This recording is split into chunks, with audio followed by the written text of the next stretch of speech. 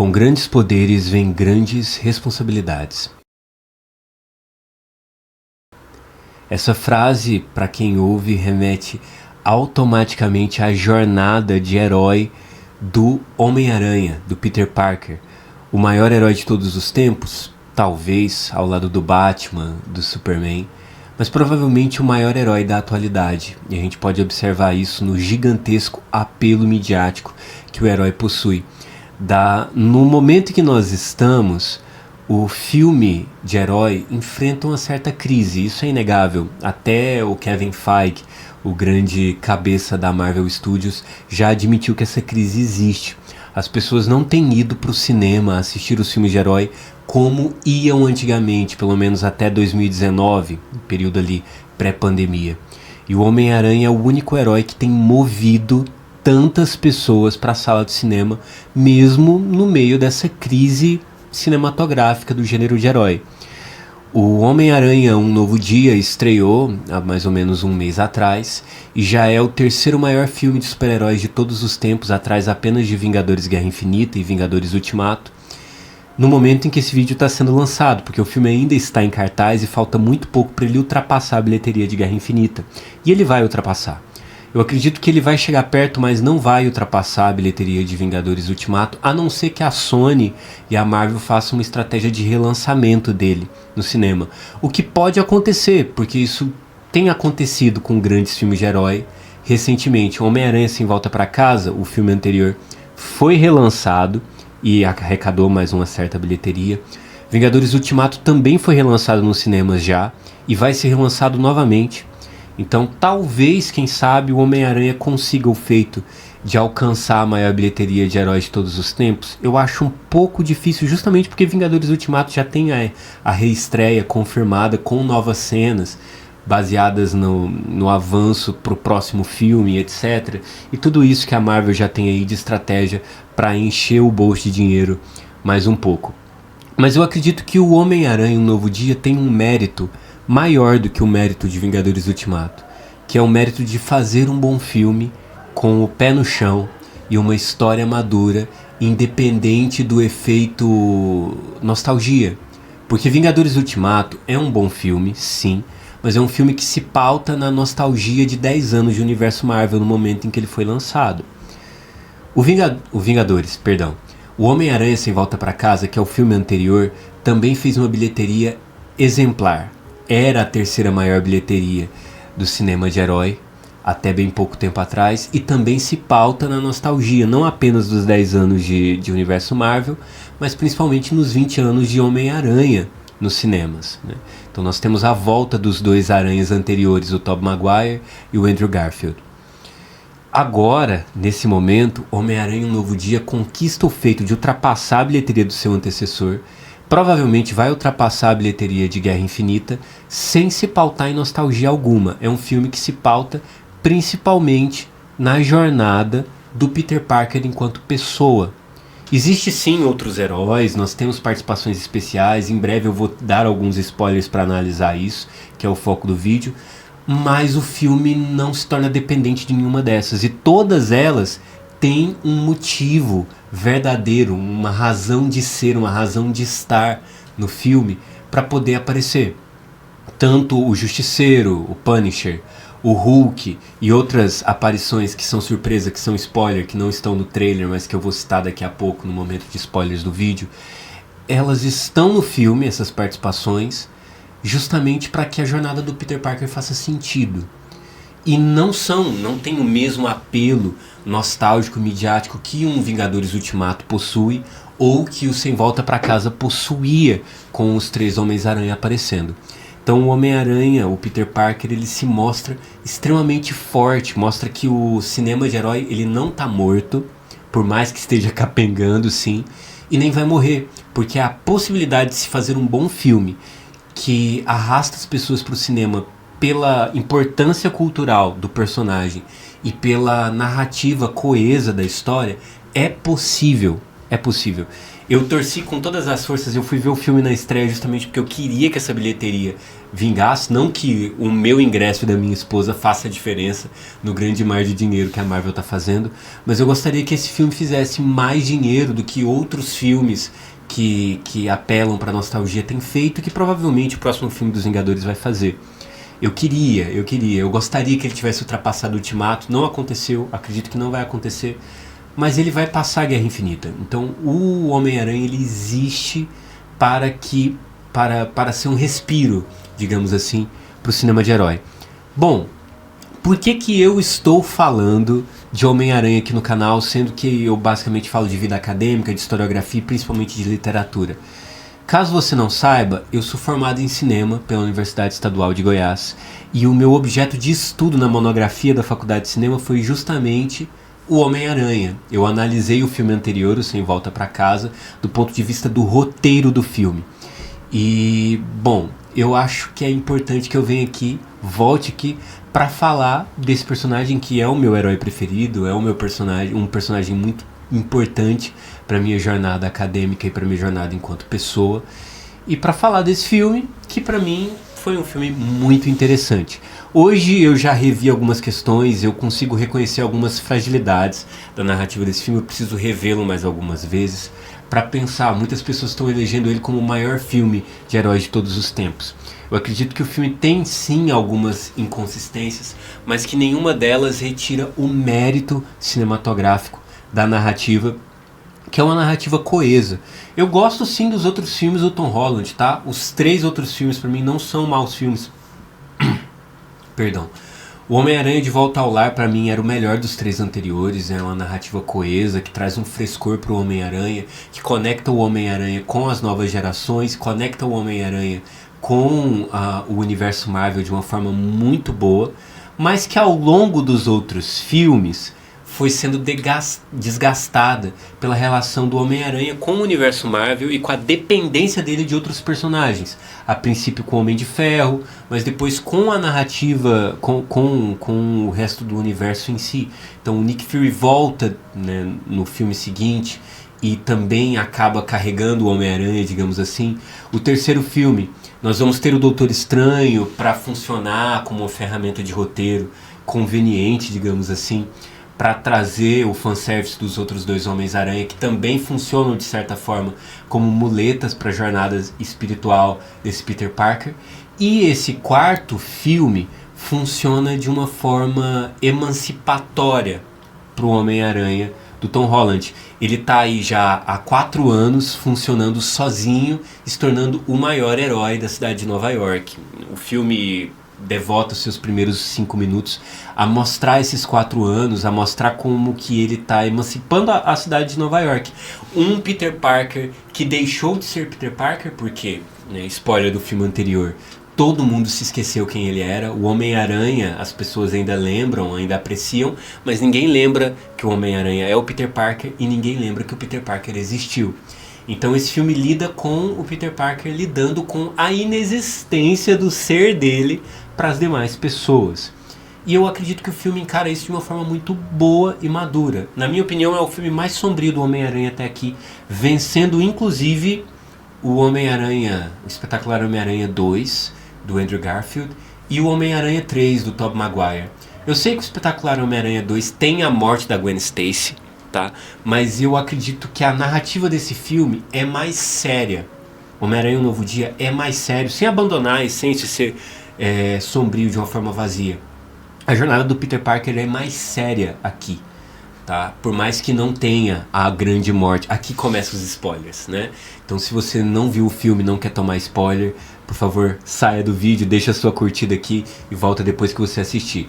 Não tem uma grande morte nesse filme, como tem no filme anterior e tem no Espetacular Homem-Aranha ou no primeiro filme do Homem-Aranha e por aí vai. Não tem uma grande morte, mas a narrativa assume a seriedade das decisões que o filme anterior tomou. Então as pessoas se esqueceram do Peter Parker e eles não revertem isso. Tem um monte de pessoas aí falando que o Ned se lembrou do Homem-Aranha. Na minha opinião, o Ned não se lembrou de quem é o Peter Parker, tá bom? Mas isso aí é conversa para outro vídeo também. E independente disso, é a última cena do filme.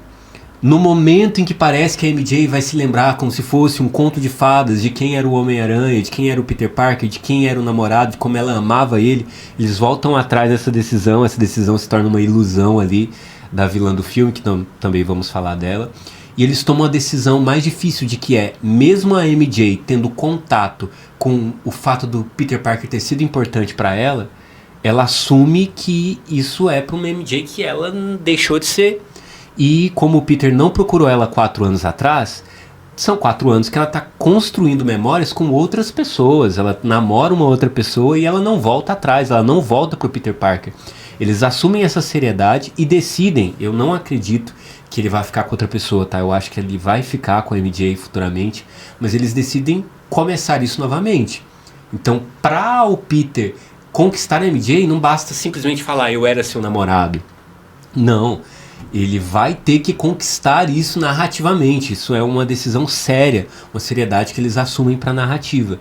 E além disso, o Peter toma a decisão de deixar de ser o Peter Parker. Enquanto o Homem-Aranha 2 do Tobey Maguire, que é o melhor filme de super-herói de todos os tempos, na minha opinião, ele adapta, o Sam Raimi ele decidiu adaptar o Spider-Man No More, o Homem-Aranha Nunca Mais, o quadrinho.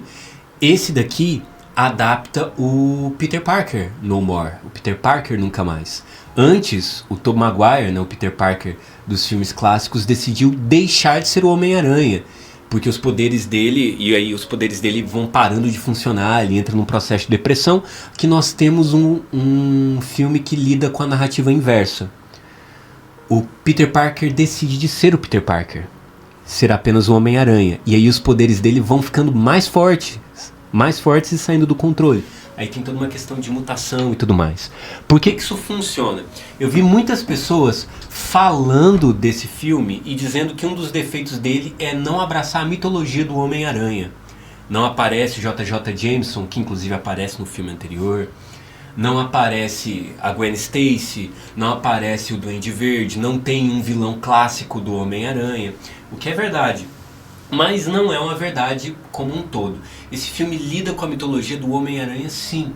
Inclusive nós temos a detetive Jean DeWolf, né, que é uma personagem muito importante para o Homem-Aranha nos quadrinhos. Tem todos os quadrinhos onde ela morre, né, a questão do Devorador de Pecados, que é muito importante para a narrativa, né, para a jornada do Peter Parker nos quadrinhos.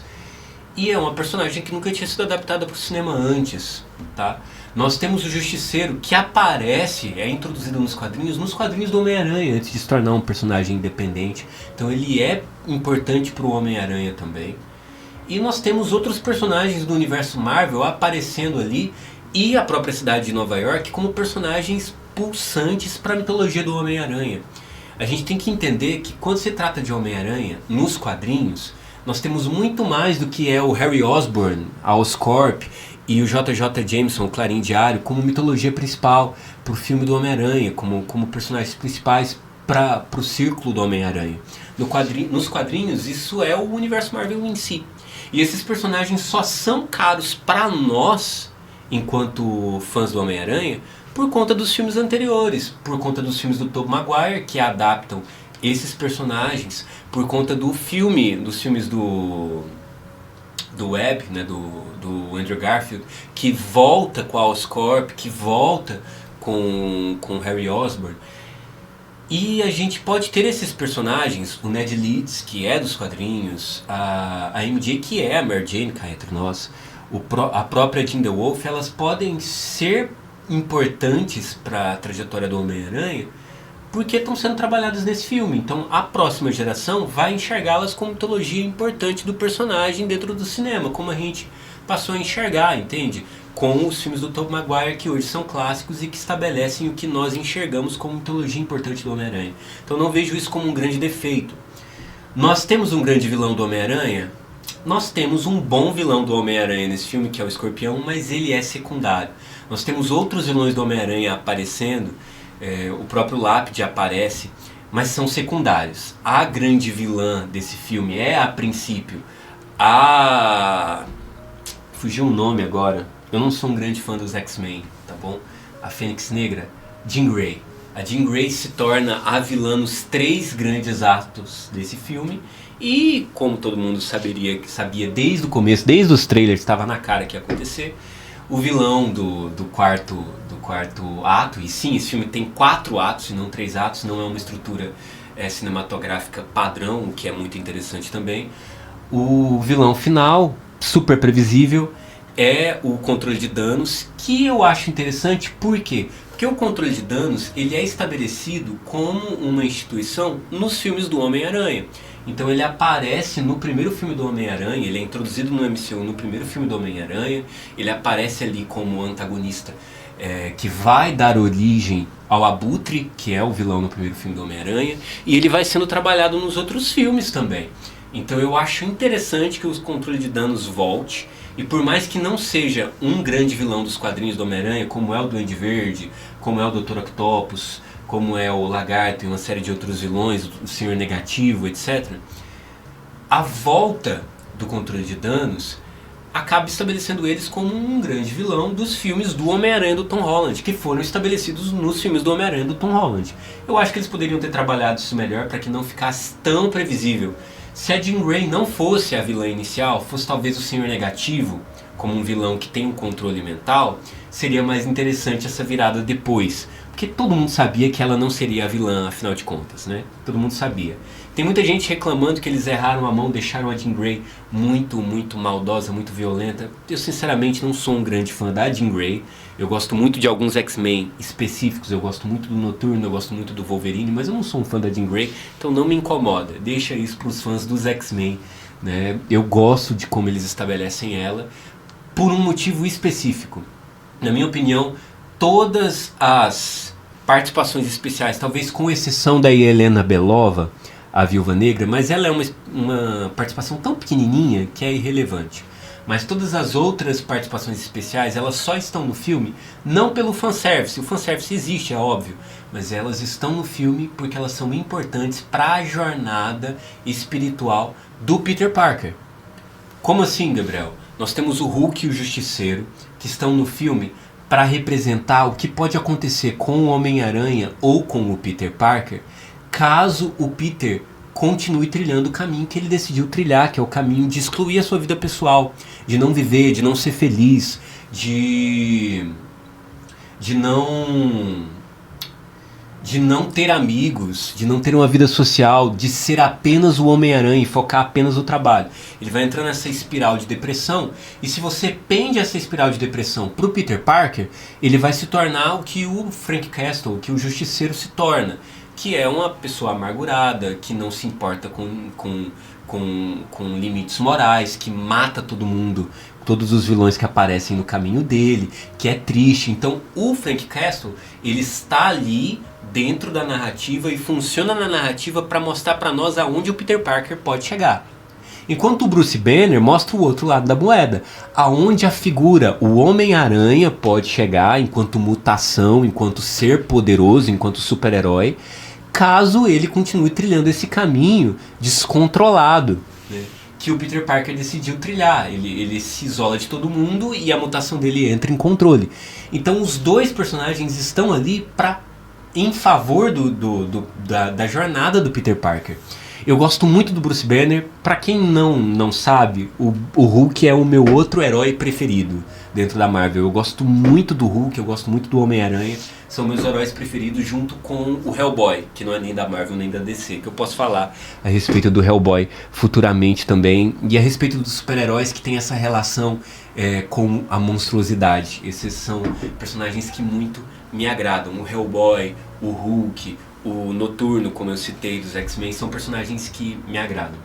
Então eu gostei muito de ver o Bruce Banner sendo bem trabalhado num filme novamente depois de tanto tempo. Eu gosto do Hulk em Thor Ragnarok. Nossa, a pior coisa pra mim dentro dos filmes dos Vingadores mais recentes são o que eles fizeram com o Hulk, tá? É o fato do Hulk não ter uma revanche, não voltar, o Hulk raivoso não voltar em Vingadores Ultimato. Depois eles ainda fazem a série da She-Hulk, que ela é uma série que tem seus méritos, tá? Eu gosto muito de alguns episódios, mas que o grosso da obra é muito fraco. e o Hulk é uma das piores coisas da série toda. Então eu acho que nesse filme eles deram uma redimida no Hulk, tá bom? O Justiceiro, eu vi gente reclamando que o Justiceiro não tá sério o suficiente, sombrio o suficiente. Na minha opinião, esse é o melhor Justiceiro que nós temos adaptado pro live action desde sempre, tá bom? A gente tem que entender que esse Justiceiro sombrio é um Justiceiro que surge dos anos 90 pra cá. Quando ele surge nos quadrinhos, ele não era tão pesado. Ele queria matar todo mundo, sim, mas ele estava inserido dentro do contexto de histórias como as histórias do Homem-Aranha, que não eram tão sombrias assim.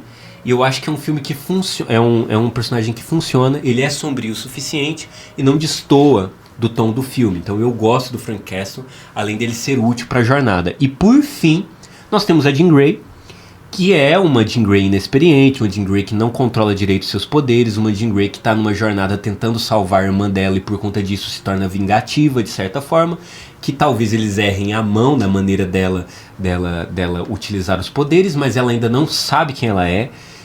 E o fato dela não saber quem ela é dá uma função narrativa para a jornada do Peter Parker. A gente tem os 3 atos, o Homem-Aranha tem um problema, ele resolve, ele vai lutando com esse problema, resolve esse problema no 3º ato, então ele consegue capturar a Jean Grey e ele percebe que ele errou nisso. Mas até ali, a gente tem um momento de resolução narrativa dele, onde ele reencontra o Ned, a MJ, e ele volta a se conectar com quem ele é, ele entende que ele não pode simplesmente jogar o Peter Parker no lixo.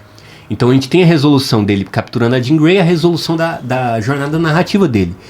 E quando ele percebe que ele fez merda capturando a Jean Grey, ele resolve isso, resgatando ela e usando a jornada dele para poder guiá-la na jornada dela enquanto heroína. Então o Peter Parker passa a ser o tio Ben de outra pessoa, né? A tia May de outra pessoa. Ser para ela algo parecido com o que o Homem de Ferro foi para ele. Então eu acho que é muito interessante, muito fechadinho narrativamente a jornada que o filme faz. Bom, eu acho que eu me alonguei demais, falei muito mais do que eu queria falar nesse filme. Bom, se você gosta de Homem-Aranha, futuramente eu vou falar mais de Homem-Aranha aqui, ele é um personagem muito importante pra mim, tá bom? Que eu gosto um bocado. Venha conhecer o canal, é um canal que ainda tá começando, ainda tô entendendo a linguagem com a qual me comunicar com vocês. Eu vou falar um pouco de cinema aqui também, mas o foco do canal é literatura, filosofia, historiografia. Então, vem conhecer e dá uma ajudinha, deixa dicas aqui sobre o que você gostaria de ver no canal. Bom, é isso. Obrigado e até a próxima.